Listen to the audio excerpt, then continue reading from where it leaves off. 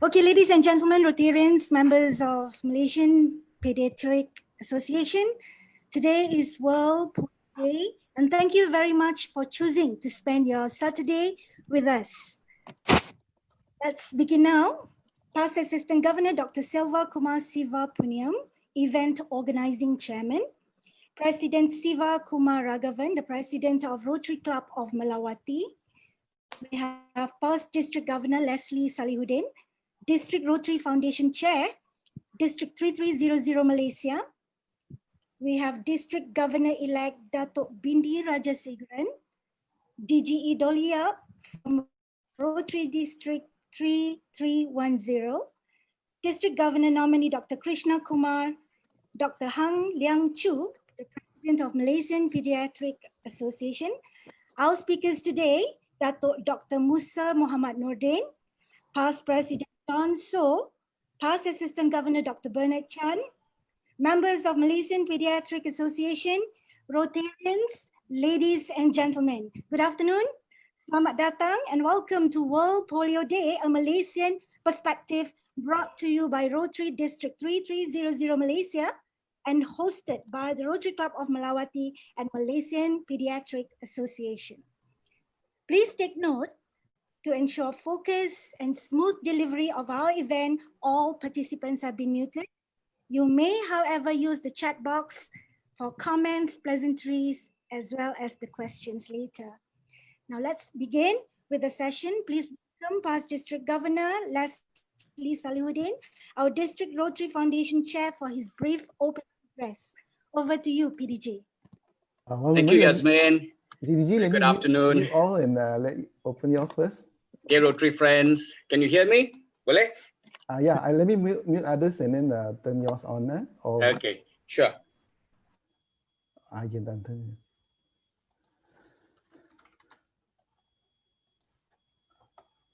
Okay. Okay, once again, very good afternoon. And first of all, let me just acknowledge our moderator, OC, Past Assistant Governor, Dr. Selva, as well as President Siva, Rotary Club Melawati, and of course, all the Rotary dignitaries, and more importantly, our partners here with us from the Malaysian Pediatric Association, President Dr. Hang, and all the pediatricians who are our so-called partners in the fight to end polio in our world. I'm indeed delighted and honored to preface this forum on World Polio Day, this very day, 24th of October. And this is where there's a whole buzz of polio forums, webinars going on. Most of you would have actually attended quite a few sessions. And with the new norm, we are very fortunate in a way that we're able to link up with friends from across the border. All our friends from near and far were able to join us today in terms of our distinguished panelists. And we have friends of Rotary. We have got, in fact, John from Indonesia, who's a polio survivor, and he'll share his story with us, as well as a friend of Rotary. We'll have Dr. from the Malaysian Pediatric Association, who's still with us as well. And it's 35 years now since our campaign to end polio started way back in '85, and it's also 65 years since the Salk vaccine was invented. So these are all journeys that we've had, and Rotary International, with partnership with now the Global Polio Eradication Initiative, together with Gavi, we all got together. Really, our promise to the children of the world is, let's end this scourge of polio. Let's clear polio from the face of the earth. And we know, of course, today with COVID-19 has taken center stage. A vaccine is still on the way, but for polio eradication, we have that vaccine. We do have the vaccine, and we must continue the fight. And of course, Dr. Musa will share with us the story that polio has just come back to hit us recently in Sabah, right? And this is very of concern to us because we are surrounded by countries. Well, our pandemic countries are still only Afghanistan and Pakistan today, but anytime we could have vaccine-derived polio and it could come across the border to hit us. So this timely forum just reminds us once again that as all Rotarians, it's our journey, and our journey is not complete until we hold the child in our arms and administer that polio vaccine, as Dato Bindi and I did 10 years back in Nepal. And it was such a fantastic thing that we all did. And of course, now with IPV, we may not be able to administer vaccine by jabs, but if we can administer oral polio vaccine, I think let's all do that together. So thank you for joining us, for all our distinguished panelists for taking time off, and all the participants from near and far. And I wish you all a good, a very useful forum. We hope there's some takeaways at the end of this, and we would really want to shoulder this journey. And to MPA, our friends, thank you once again in joining us, and wish you all a happy deliberation and stay safe, dear friends. Thank you so much.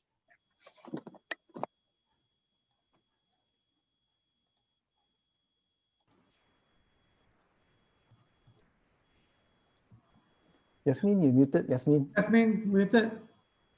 Yeah, can't hear you, Yasmin. Sorry. Okay, thank you, PDG. Now allow me to introduce our moderator today, a pediatric consultant and pediatric nephrologist. Past Assistant Governor Dr. Silva Kumar is the Vice President of Malaysian Pediatric Association and the Treasurer of Asia Pacific Pediatric Association.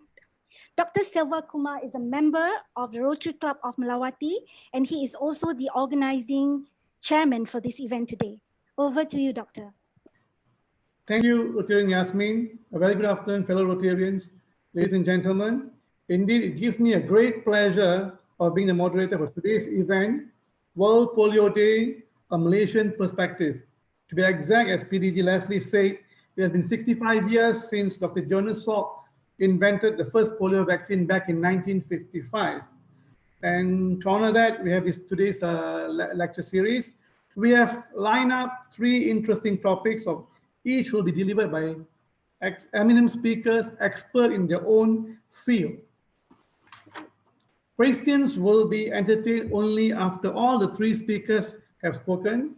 For the speakers, I'll give you a cue to indicate that you have 2 minutes to wrap up your topic.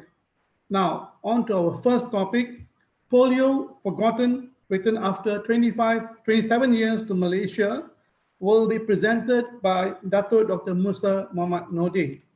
Dato Dr. Musa is no stranger to most Malaysians, especially the pediatrician parents.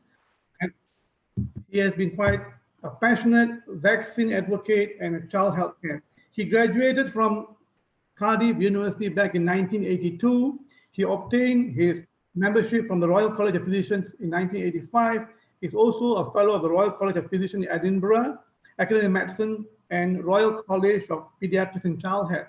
Currently, he's a consultant pediatrician and neonatologist at the KPJ Damansara Specialist Hospital and a clinical professor of pediatrics at the KPJ International University College. Since 1999, he has served on various international advisory boards related to vaccine and immunization. He is a founding member of the Asian Strategic Alliance for Prevention of Pneumococcal Disease, called ASAP. In 2002, he was a recipient of the Outstanding Asian Pediatrician Award from Asia Pacific Pediatric Association, and he is also a first recipient, the Al-Razi Lifetime Achievement Award from the Islamic Medical Association of Malaysia. To be back in 2017, he was awarded FEMA Lifetime Achievement from the President of Turkey in Istanbul. I present Dr. Musa, who is the most eloquent speaker on our next topic, polio forgotten, written after 27 years. Dato. Assalamualaikum warahmatullahi ta'ala wabarakatuh. Very good afternoon. Can you all hear me? Yes, Dato. Thank you. Thank you very much, Selva, for that very generous introduction. Selva is a close buddy in the MPA. He's not only a hardcore Rotarian, he's also a hardcore pediatrician. Thanks a lot, Yasmin, Leslie, and our 2 distinguished speakers, Bapak John and Dr. Bernard, and all the distinguished Rotarians and my colleagues in the Malaysian Pediatric Association and all those who are with us this afternoon.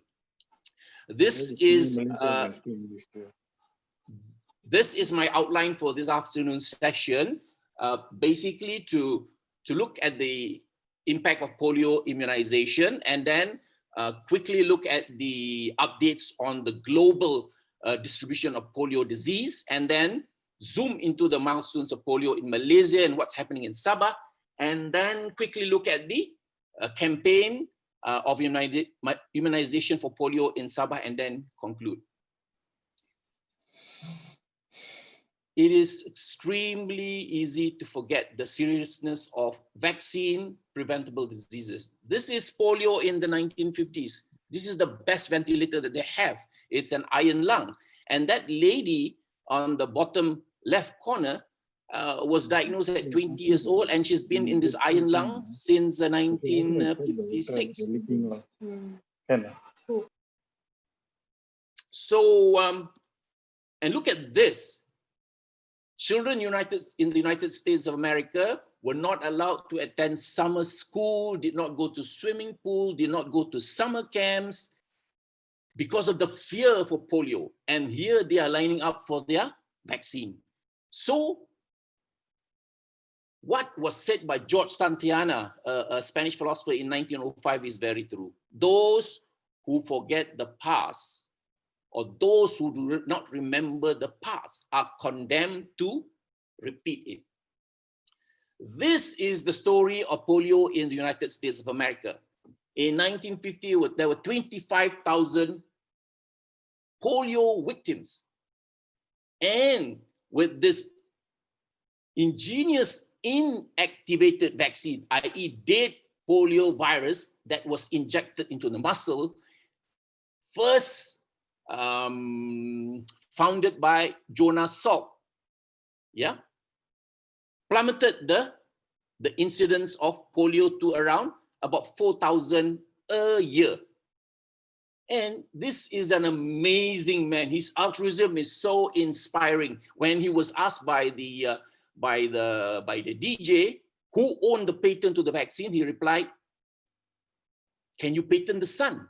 The people owns it." And I think the Rotarians are celebrating John Soe. It's his birthday today, by the way. And that was not enough to bring down the cases of polio. We needed an oral polio vaccine. And this is the gentleman from Poland, Sabin, who came out with OPV, with the 3 serotypes, type 1, type 2, type 3. And then the polio cases virtually declined to 0. Such is the power of the polio vaccine. That's the United States of America. Let's look at the global distribution of polio in terms of its eradication, the impact of the vaccine. This is 1988. There were about 350,000 cases of polio in about 130 countries in the world. And that was about the same time that the World Health Assembly started the GPEI, Global Polio Eradication Initiative.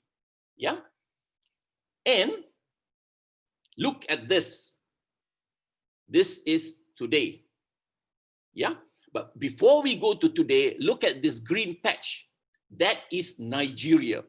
We in the Federation of Islamic Medical Association, with about 50 countries under our partnership, had to work with our colleagues in Nigeria, and we actually went right up to the Sultan of Nigeria in the north, because Boko Haram, the insurgents, were preventing the uptake of polio. They said it was tainted with HIV. They said that it caused infertility in their women. So they became polio-free in 2016, but we are still left with 2 countries in red, i.e. Pakistan and Afghanistan. But the cases have plummeted from 350,000 to virtually less than 200 in 2020. Again, the magic of the polio vaccine. These are the last cases, 1994 in WHO America. We in the West Pacific, the last case was 2000 in Cambodia, Europe, next in 2002, And this is amazing. India was polio free in 2011. In 2014, it was Southeast Asia was declared polio free. Amazing achievement. But this is even more amazing. Africa, just a few months ago, was celebrating a wild polio free Africa. We are left with the East Mediterranean because Afghanistan and Pakistan are still brewing endemic wild polio virus. This is the GPI. These are the 6 core partners, including Rotary. Yeah, they have on board 20 million volunteers. They have invested. This is investing in child health. I'm still wondering when our investment in our pneumococcal conjugate vaccine is going to come through. 17 billion, 200 countries, 2.5 billion children vaccinated. The objective being creating a polio-free world. Go after every last child because we want to mimic the experience with smallpox. Smallpox killed 300 million people in the 20th century, but was eliminated, eradicated in 1980. And this is our hope for the end game vis-a-vis polio. It has been a moving target from 2000, 2005. The last target was 2018. We failed. Now we are targeting end polio in 2023. So this summarizes the global polio updates. Yeah, the 2 countries here, Afghanistan and Pakistan in yellow, and all the red dots are the wild polio virus. Only type 1, yeah, because type 2 was eradicated in 2015 and type 3 was eradicated last year. So we are left with wild polio type 1 in Afghanistan and Pakistan. And then you have in green these dots. These are the vaccine-derived polio virus. You take the oral polio vaccine, it goes out in your feces, it stays in there for about 6 weeks, and then it mutates and it regains its neurovirulence. It becomes nasty again, like the original polio virus, and it's causing problem in the Horn of Africa. Malaysia is here. We are down with 4 cases of circulating VDPV type 1. Let's quickly look at the history of polio in Malaysia. In 1972, we introduced OPV in our national immunization program. 5 years later, we had a huge outbreak of 121 cases of wild polio. Our last case was 1992. And as part of the Western Pacific, we were declared polio-free in the year 2000. Malaysia has been one of the forerunners of immunization because we were among the first few countries in the world or in Asia Pacific to use IPV, injectable poliovirus in a pentavalent combination, 2008, and then 8 years later, we completely stopped our triple OPV. Unfortunately, in 2019, despite our excellent program, we had our first case of polio, right? VDPE after first case of polio after 27 years. This should be the outbreak response towards polio. Diagnose, investigate, and notify. 1 case is an outbreak. And we have to make sure that our AFP surveillance, acute flaccid paralysis surveillance, it stops and then vaccinate every child and then go and communicate, advocate, and mobilize our communities, right? And that is what the Ministry of Health has done vis-a-vis the polio outbreak in Sabah. This is as at the 24th of October. The first case was a 3-month-old boy, a Malaysian.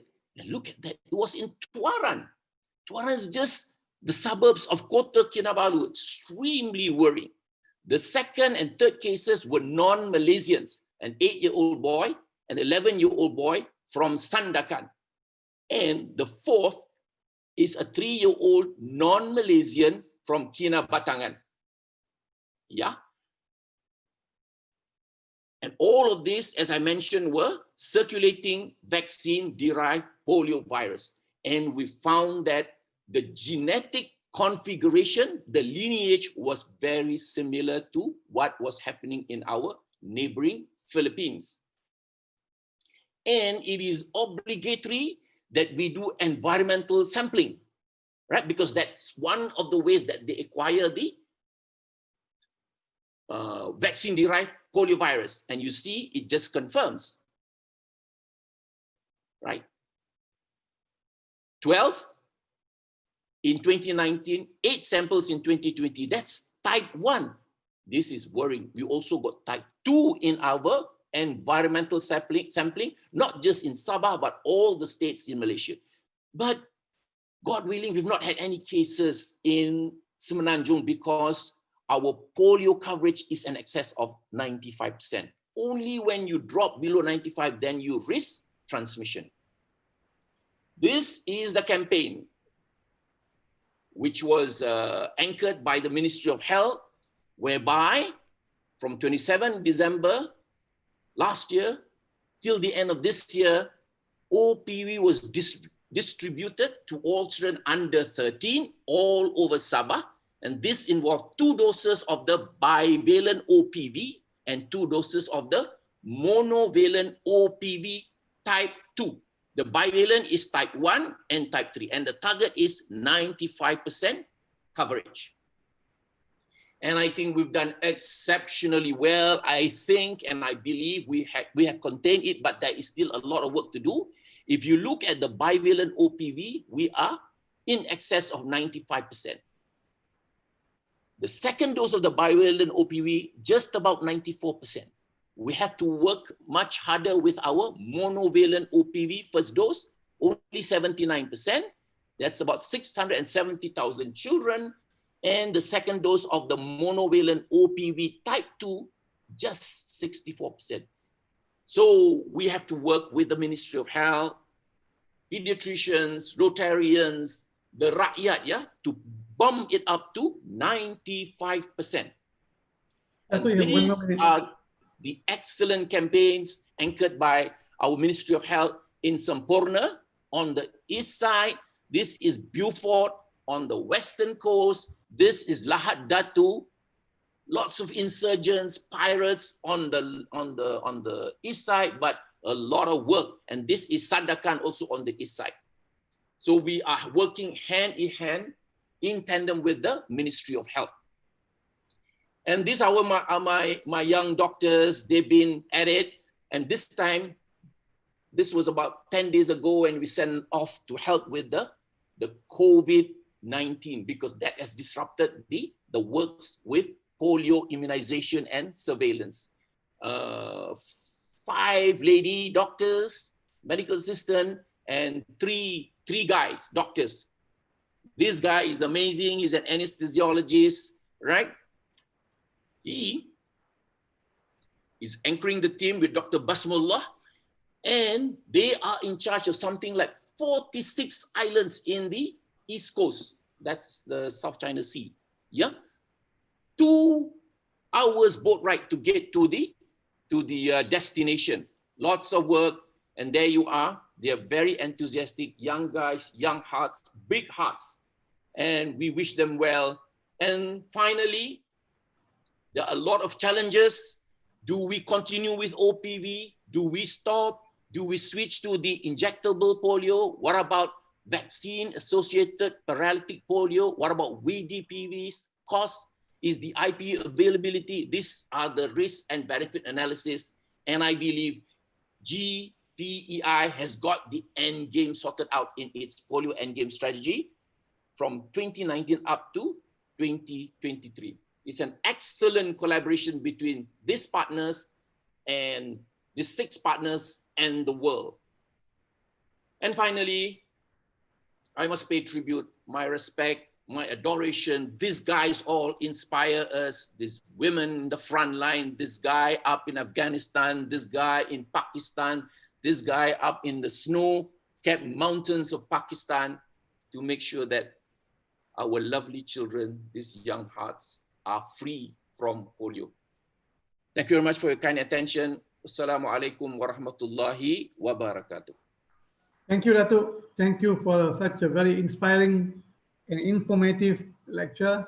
I hope most of the Rotarians can take some message back home. We can dig into our pockets and to donate further to our PolioPlus fund. With that, I would like to invite our next speaker. Since we've heard from the clinical features and how polio has the history of polio in Malaysia and the world, we'd like to hear from PP John Soe. PP John Soe is not a stranger to some Rotarians in this part. We have seen him in Kuching and in Indonesia. PP John Soe is an architect, and his CV on Rotary is tremendous. I would like to say he's a champion for end polio in Indonesia, and he has a story to tell. I think I won't go further. Maybe he will tell his story and we'll understand how was his journey. PP John, the floor is yours. PP John, you can mute yourself, unmute. Thank you. Good evening. Good afternoon, everyone. Anyway, sorry. Okay, I will share a screen first. You get a screen now? Yes. Okay. Could you slideshow? Yeah, slideshow now, right? Yeah, okay. You got it? Yeah. Okay. Distinguished leaders, fellow Rotarians in service, 61 years ago, when I was 4 months old, my body was infected with the polio virus. I became weak and my bones became deformed. Back in the 1950s, that disease was certainly spectacular. It struck, it killed, or it left its permanent trademark on so many of us, polio. My parents believed that I was a curse, evil misfortune, a calamity for the family. So to reverse the curse and to cleanse our household from bad luck and misfortune, I was deposited in the house of God, a convent in Medan, disowned, abandoned, and forsaken. It may sound strange when I recall as a child until today.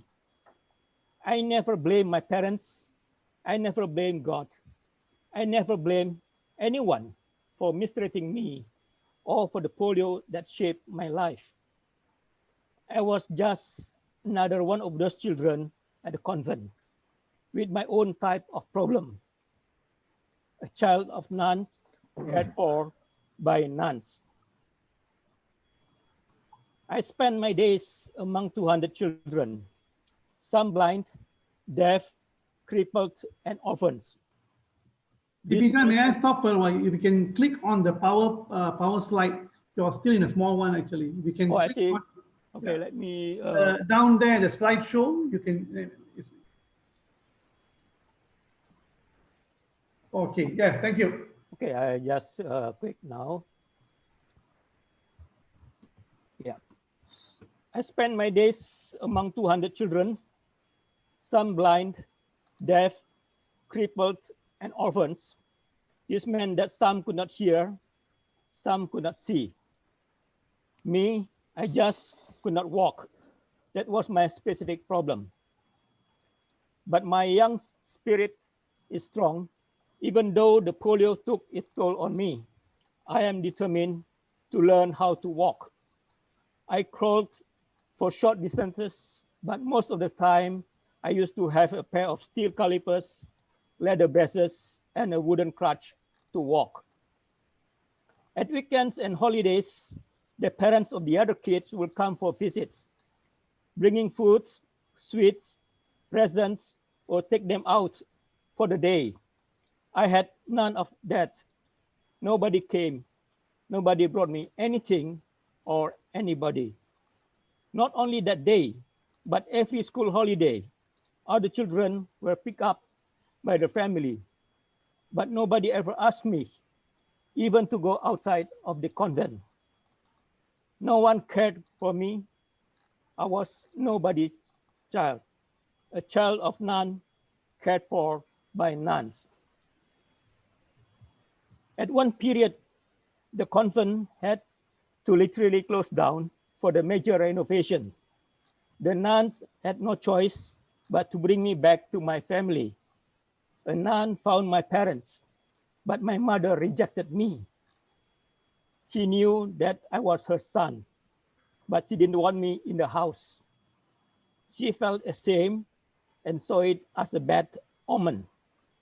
The nun, however, insisted that I must stay there for at least 2 weeks.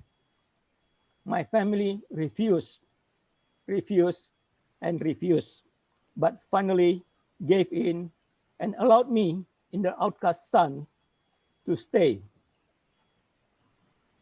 What followed was a devastating time for me. I was put up at the back of our house in a tiny courtyard, away from my siblings, and only allowed in the house at night or when it rained, and sleep on the floor. At the end of 2 weeks, I was returned to the convent. The nuns were shocked to see the state I was in. My body, ridden with the mosquito bites and many kilos lighter. It became clearer to all I was nobody's child. I felt this way until the age of 13, when Ted came to the convent and entered into my life. That Sunday, June 1973, I waited from early morning, wearing my best clothes, the worn garments which were donated to the orphanage. I dragged myself to the parlor where visitors were received and waited full of childish hope and faith. He came, we met, he looked at me, he gave me that big, long hug. I felt so much warmth through this immediate contact. Uncle Ted, as I still affectionately refer to my foster father, took me out shopping, bought me the new clothes, and gave me my first timepiece, a Timex watch, and gave me my first experience to eat at a restaurant. Ted was a kind man with a generous heart full of compassion. Ted, living and working in Singapore, he was a former Red Cross volunteer. He was a Rotarian. Sadly, he passed away in February 1990, leaving a legacy that would be a source of inspiration to others. Frequent visits followed by my new foster father, and gradually drew the attention of some Rotarians from Singapore and the Netherlands. A doctor was asked to examine my conditions. He stated that I was operable. So I took my first plane ride in December 1973 to Singapore to undergo serious orthopedic surgeries, remaining in hospital for 9 months. At first, I was crying because I didn't want to be left behind at the hospital. Soon after, I felt assured when I saw the nuns, just like the nuns who had brought me up. The hospital and the eminent surgeon, impressed by Ted's generosity and never charged for the services rendered to this Indonesian boy. The funds allocated for the surgery, however, did not have to be used after all. The funds were then used for my educations, so I could pursue higher educations. I chose architecture and interior design, graduated, and worked in the design firm. The convents and nuns cared for me in the early part of my life. Then later, Rotarians took care of me.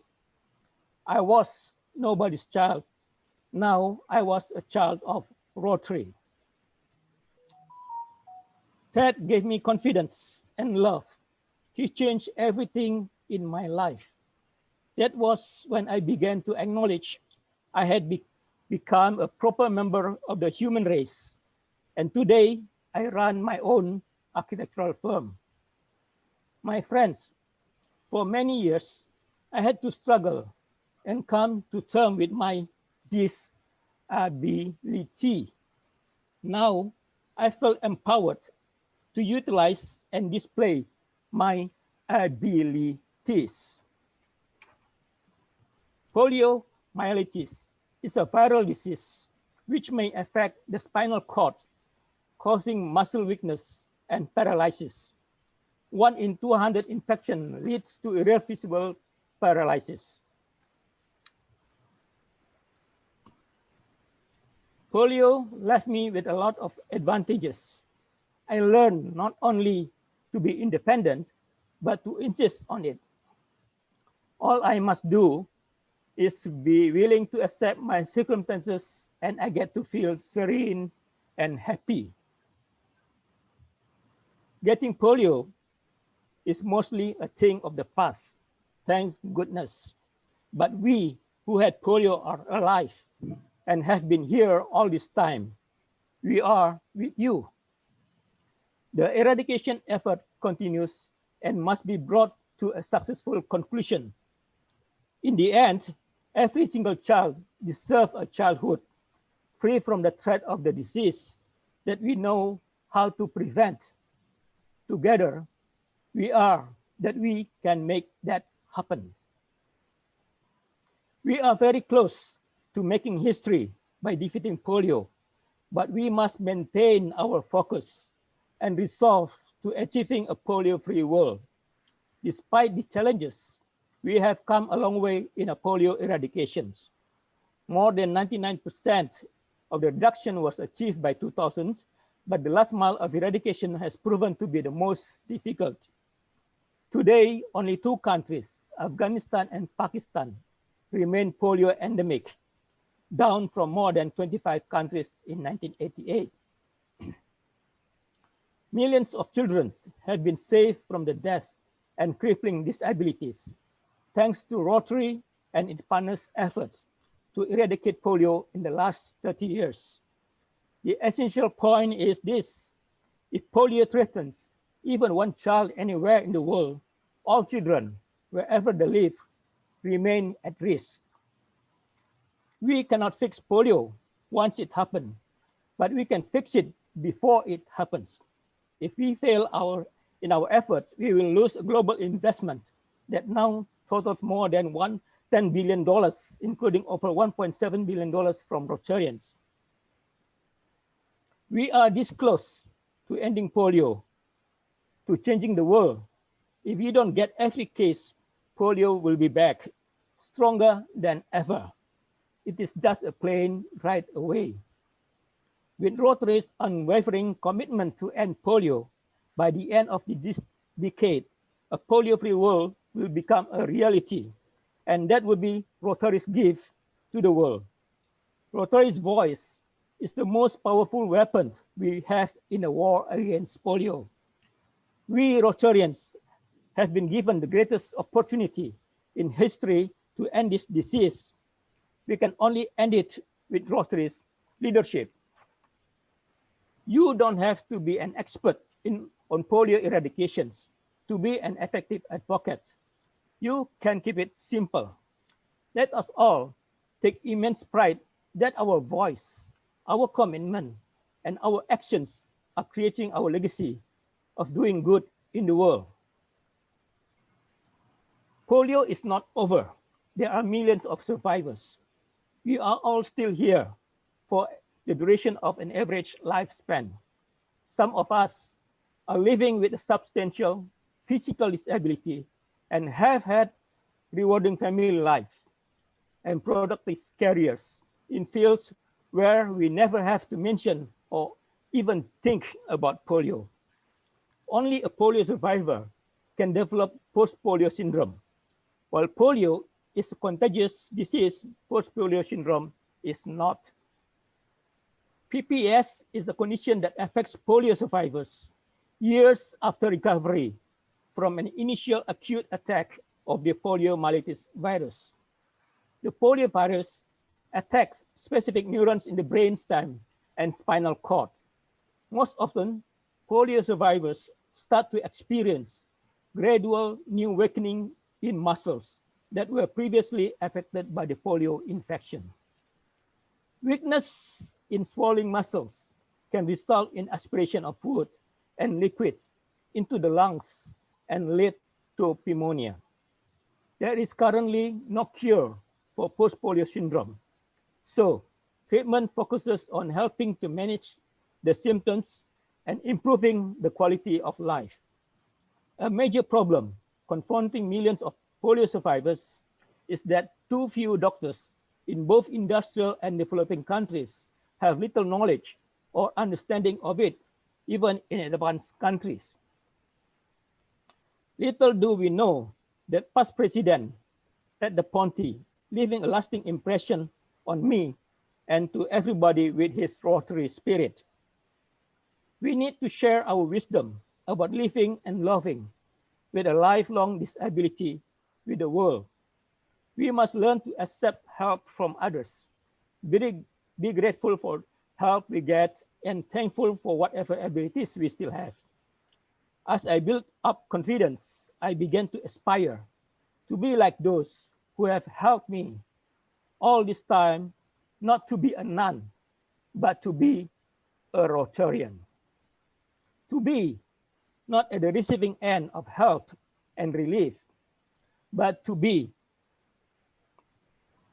at the giving end, to be a giver, not a givee. In April 2004, I joined the Rotary Club in Jakarta. Since then, I have been fighting relentlessly for the cause of the Rotary. First and foremost, to raise awareness of polio, the sickness that so deeply influenced my own life and cannot be cured, only prevented. Rotary has done so much for me, and this way I can give back something. Rotary has given me the best experience in my life. This major donor pins and service above self pins means much to me. It gives me a feeling of accomplishment and milestone in my life, a source of pride, and as a statement of my commitment to further the ideals and vision of Rotary. Right now, I sense the patience. I feel the energy from all of you in this room to take part in the final sprint to cover the last stretch, to reach the finish line, to make sure that polio will one day exist only in the annals of medical history. The smell of victory is in the air. So come along on this journey with me. Let's be serious, let's be sad, but always let's keep our sense of humor. And don't forget to tell me what's on your mind too. My children also learn from my disability. They learn to be resourceful, helpful, sensitive, and accepting of people different from themselves. I refuse to stop living my life because I'm in control of my destiny and refuse to roll over and play the blame game. In other words, I'm too busy living to feel sorry for myself. As you can see, my life, much like yours, has been a series of difficulties, some funny, some awful, but none as bad as it always seemed at the time. Nonetheless, I have been blessed with a wonderful life and great experiences of living. Without polio, I'm convinced that none of this would have been possible. As I said before, I have never been angry at God. It is God's will to choose the path and destiny for me, and I feel enriched by the experiences and the individuals that I have met and touched along this journey. I and my family do pray a lot, but Rotary affairs also occupy a major portion of my daily activities because I believe that hands that serve is holier than the lips that pray. My friends, before I finish, I just want to say that unsung heroes are still out there. Even today, they are immunizing kids with some major threats. So we need to thank them. My closing statement, we are this close to ending polio.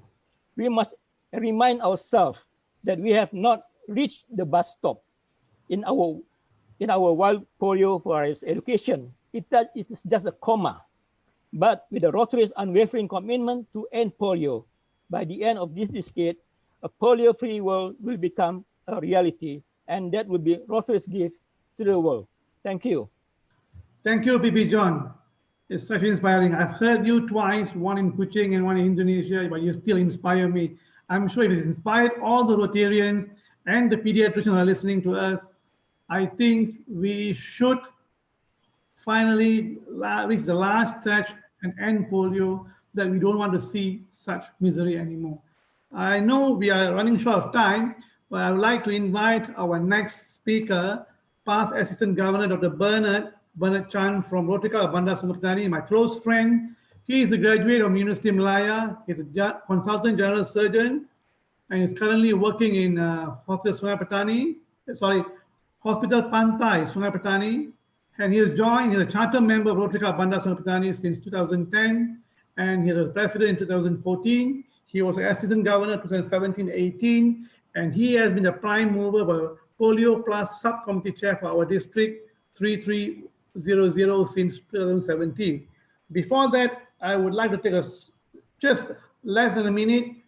I would invite PDG Jason from Bangkok. PDG Jason is our regional Rotary Foundation chair, and also our own IPDG Leo. He is the Arch Clam Society and his Endowments and Gift Awards chair. Welcome into the club, our meeting. Now, Dr. Bernard, I know I've given you very minimal time, but I think you can do wonders.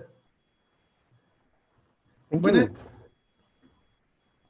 Thank you very much. Let me share my screen now. Okay, I just want to share some history and what was Rotary's role in end polio and global polio eradication initiative. Thank you all to my Rotary friends and all the pediatricians here. Okay, so basically I jump straight to why polio, yeah, because why is the most important question. The world is better, right, without polio, but why? There are a few reasons here. Polio is a severe disease. It causes crippling, severe, permanent disability, and is costly. And the other reason is because it is possible to prevent polio.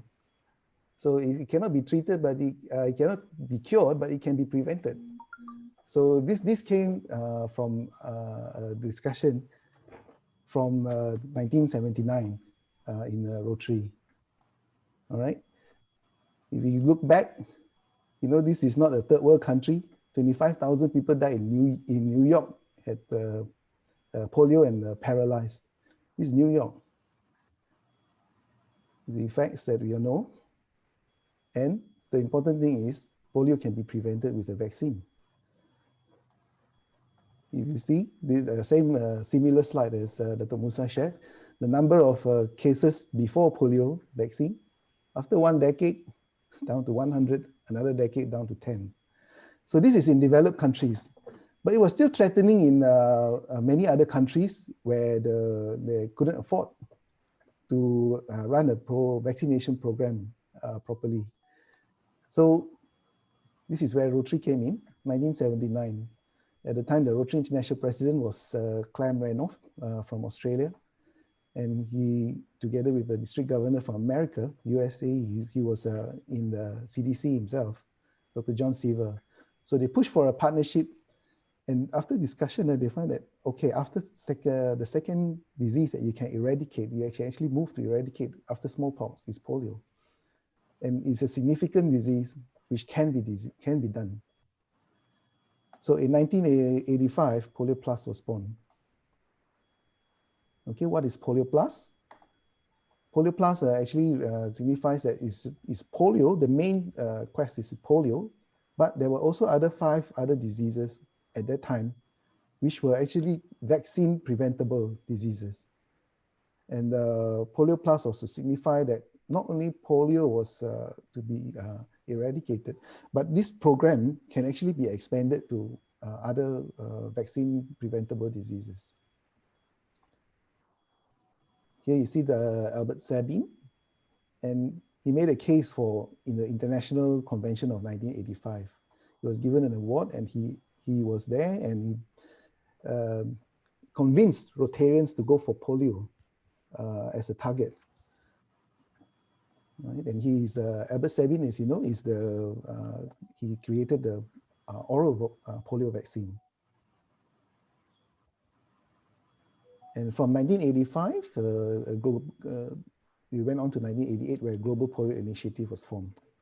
So this same World Health Organization, Rotary at the time, US CDC, UNICEF, and newer additions, Bill and Melinda Gates Foundation and Gavi.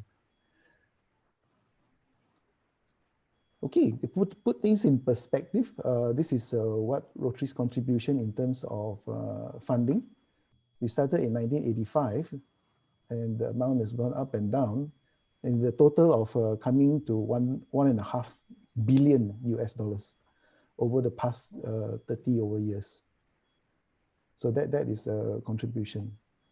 And again, to put it in perspective, the amount that was being spent by Global Polio Initiative, Eradication Initiative, is about more than 10 billion. And Rotary's contribution is probably about 15%.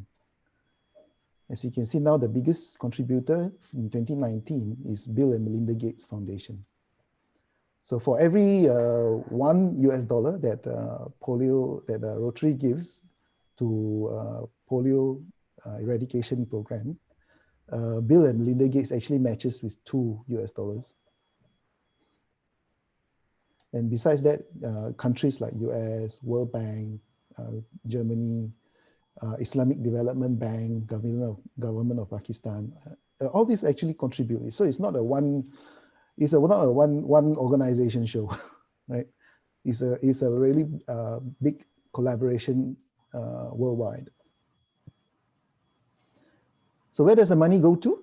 Okay, just for information, the top 5 costs in polio eradication is to supplement vaccination work.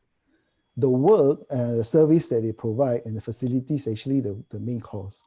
Cost of vaccine is probably second. And third comes surveillance. That means including running of labs, the people who run the lab, the facilities of the labs. The next event, which you're going to change from oral polio to inactivated polio. So this costs money. And part of the funding is going to go to this. And of course, communications engagement, because there is vaccine hesitancy, vaccine refusal. So this needs to be engaged as well. So funding is crucial. All right. So Rotary's role mainly, by and large, funding. Okay. So the requirement for this past 5 years was 4.2 billion. And if you like, you can read more in the GPEI.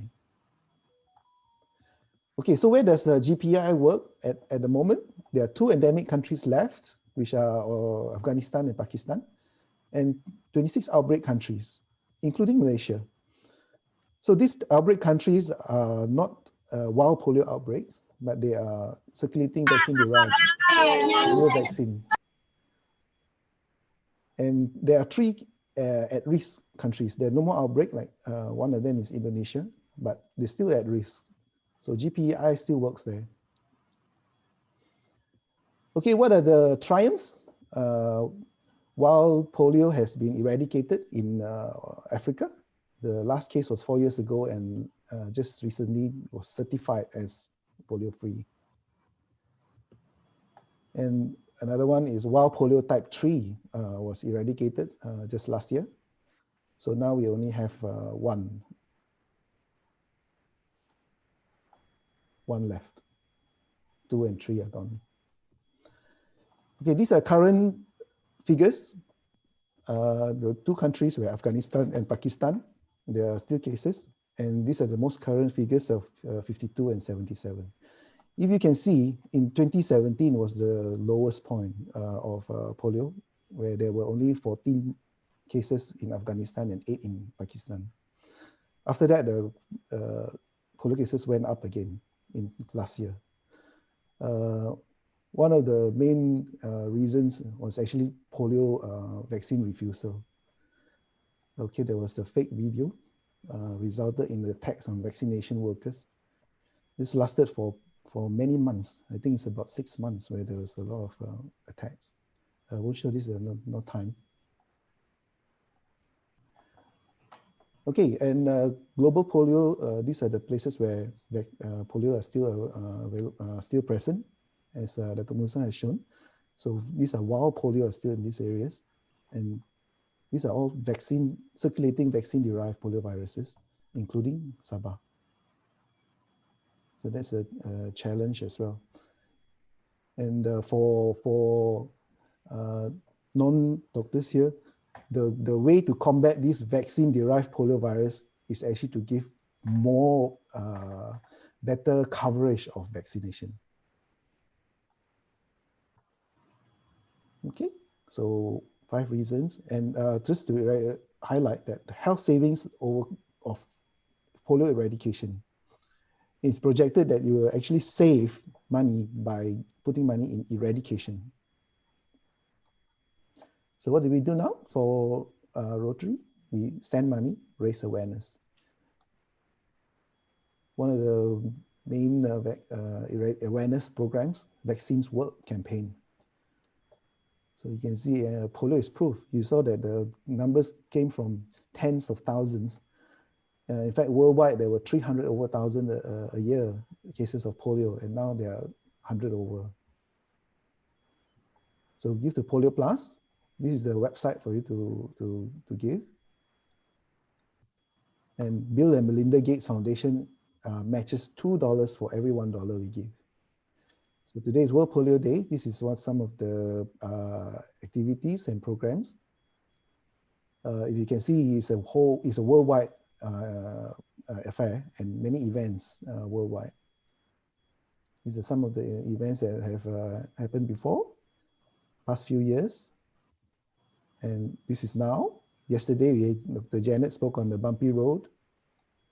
And one of the easiest ways to raise funds is actually a world's greatest meal. So this was the world's greatest meal before in my club. And in the COVID era, delivery.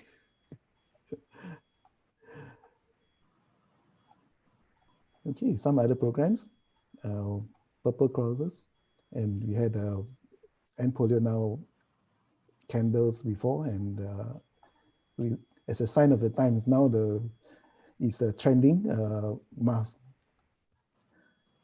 So we are this close to ending polio, including our local celebrities, and Dr. Shan is here. Yes, he's here. Dato Zainal Abidin. We got some stamps with the End Polio stamps. So big. Okay. All right. So this is so thank you very much. Thank you, Bernard. Yeah, every club and every Rotarian, thank you very much for taking part. Thank you, Dr. Bernard. I mean, I would like to apologize to the participant. I didn't want to stop Dr. Musa, neither Pak John, because I think Let Them Speak will inspire. And I hope after this, we will donate more to end this actually, especially from District 3300 and 3310. If there's any questions, I think so, we can allow 1 or 2 questions. We'll take in. If none, I'm sure Dr. Musa, Pak John will be ever willing to answer any questions on their emails, anything that I think all of us are on the same boat to eradicate polio as what we've done with smallpox. If not, if are there any questions? We are running out of time. If not, I will return back the mic to my MC, Rotarian Yasmin, to continue with the ceremonies. Thank you, Yasmin. Yasmin. Okay, thank you.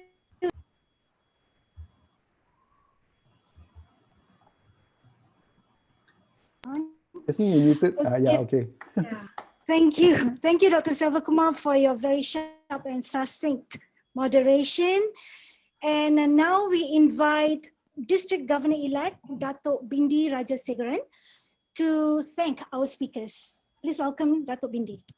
Thank you. Thank you so much, Yasmin. Our most valued viewers, fellow Rotarians, and our distinguished panel of speakers. It's an honor to have been asked to propose a word of thanks on this occasion. We are privileged to have listened to three distinguished and eminent speakers this afternoon.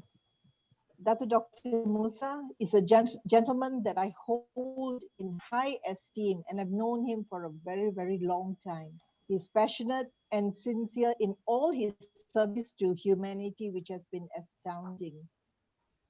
Dato Dr. Musa stressed on the fact that we cannot let our guard down. Polio is real.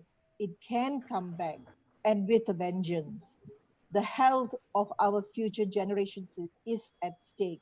And let's always remind ourselves the profound statement quoted by Dato Musa, that those who forget the past are condemned to repeat it. Past President John Soe is a living example, and we are extremely proud of your achievements. And thank you, PP John, for sharing. That's a beautiful and moving story. Yours had a happy ending. God bless people like the nuns and Uncle Ted. It's the duty of every Rotarian that no child should be afflicted by polio and experience what you did in your younger days. Thank you for your spirit of a giver. You are an inspiration. Yes, PP John, it's the destiny of every Rotarian, and we need to take charge. Past Assistant Governor Chan, our very own district subcommittee chairman for polio eradication, spoke passionately about Rotary International's priority in eradicating polio. It's the first call of action of every 1.2 million Rotarian in the world, and we are determined to do so. Thank you, distinguished speakers, for this absolutely incredible insight into this cause of End Polio Now. Your presentations have been very engaging and exceptionally helpful. One thing that all of us will take out from today's presentation is that we must be part of this journey and be part of history to eradicate polio. So do join us. It will be the second disease after smallpox to be eradicated. It's not easy, but possible, and we need your help. I would like to take this opportunity to remember all those volunteers who have lost their lives in this cause. There have been many who have been shot and killed in doing their duty in very high-risk areas. On behalf of the Rotary Club of Melawati and the Rotary District 3300, I extend a very hearty vote of thanks to all our distinguished speakers. Thank you. Have a pleasant evening and stay safe. Thank you. Thank you, Dato Bindi. We now would like to present the event's virtual certificates to all our speakers. Can we have those on screen? Thank you, speakers, for imparting invaluable insights and inspiration with your sharing. Totally awesome and amazing. Yes. Thank you, everyone. Yes, Thank you. let's now join the global race to end polio. We can do that from our home ground, Malaysia. You can contribute at my.rotary.org/donate or and there's a gift of End Polio face mask for a minimum contribution.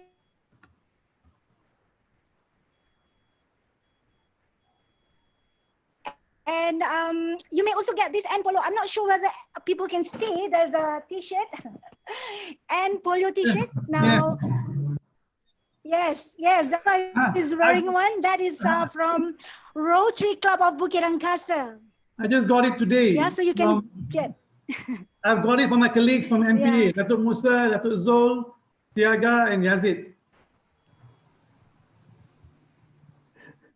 The Club of Subang has come out with a brilliant idea with its End Polio So keep the orders coming. And we've got another event coming up at the end of this month, turning the spotlight on pink. Why should I care about breast cancer? That will be on the 28th of October, 8 p.m. by the Rotary Club of Melawati. And we would like to thank everyone, past district governors we have in the house, Dato Musa,